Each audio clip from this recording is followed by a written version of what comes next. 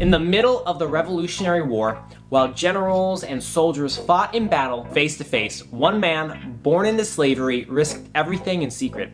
And the reality is, he saved the revolution. James Armistead was born in 1760 as a slave. He was owned by plantation owner William Armistead. And as the Revolutionary War dragged on, James found himself becoming more and more passionate about his country's freedom. Not a whole lot is known about James Armistead's early life, but what we do know is that in 1781, he was able to convince his master to let him fight in the Continental Army. He had been willing to give his life fighting for his country. Armistead was placed in General Marquis de Lafayette's unit, and although neither Armistead nor Lafayette knew it, they would be working very closely together. But how does a 21-year-old slave who has no military experience or power become America's secret weapon used against the strongest army in the world? You see, Lafayette devised a plan that would use Armistead's color to spy on the British. Armistead would go to the British camp and claim that he was a runaway slave. In the perfect world, he would get pieces of information for the Continental Army here and there, but what happened next was better than Lafayette's wildest dreams. Hey everyone, if you are loving this video so far, be sure to subscribe because we are trying to get to 200 subscribers by the end of the year. Alright, back to the video.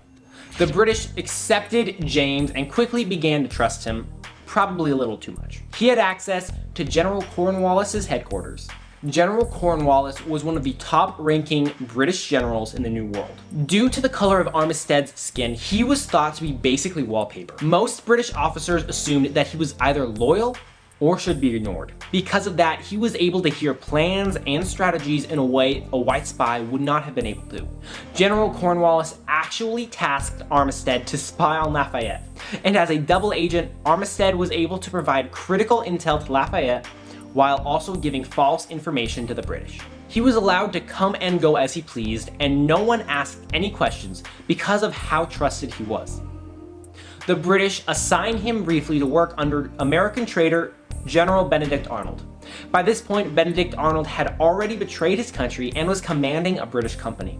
Virginia had been where Armistead had lived all his life, which made him very valuable to Arnold and the British. Armistead helped General Arnold move his troops throughout the state. While under Arnold, Armistead was able to learn even more about Redcoat troop locations and movements. But as the war drew out longer and longer, the British and American armies were getting tired of the continued fighting.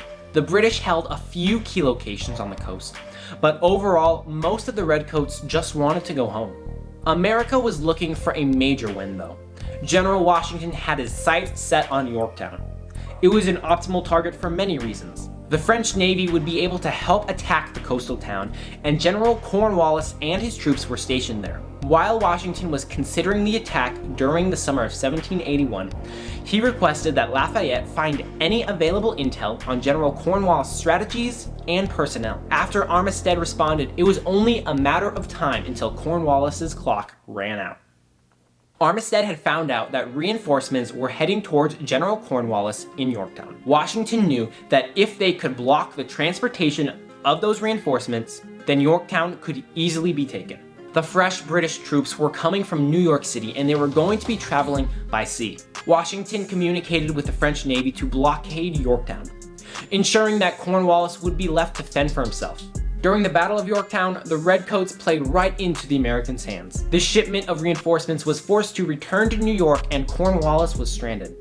Within a month of being under siege, General Cornwallis surrendered, delivering the final major blow to the English forces. Shortly after, the British were at peace with the Americans and the war was over. Well, the war was over for everyone except James Armistead. Even though Armistead had spied bravely for freedom and his country, Armistead wasn't set free like other black soldiers. In 1783, Congress passed a law that said that they would be buying every slave that had been a soldier in the Revolution. But technically, Armistead wasn't a soldier. He had been a spy. And that meant that he stayed enslaved. But one day, Lafayette found himself visiting Virginia, and he discovered that his most trusted spy was still a slave. Lafayette wrote to Congress and told them how Armistead had served in the war and how he deserved to be set free just like the rest of the slave soldiers. Armistead was emancipated in 1787 and he went on to buy a 40-acre farm and start a family. He lived another 40 years and died in 1832. But after James was set free, he actually changed his last name to Lafayette in honor of the general that had helped free him.